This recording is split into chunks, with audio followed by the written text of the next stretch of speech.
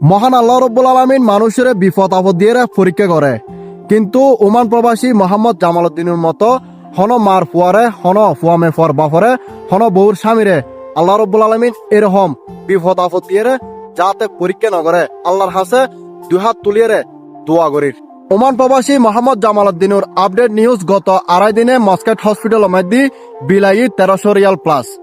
আগামী হালিয়া ভিতরে আরো 3000 রিয়াল জমা গরম পড়ব অপারেশনাল লাই। দয়াবান মানবিক ব্যক্তিল আর ভিডিওর স্ক্রিনের মধ্যে মস্কেট ব্যাংকের নম্বর দেওয়া আছে। যারা ওমান প্রবাসী অনরা যদি ফারন এই মস্কেট ব্যাংকের নম্বরের মধ্যে যোগাযোগ করিয়ে একটু সহযোগিতা করবেন। আর যারা বাইরে আসন অনরলাই প্রত্যেকের বিকাশ নম্বর দেওয়া আছে।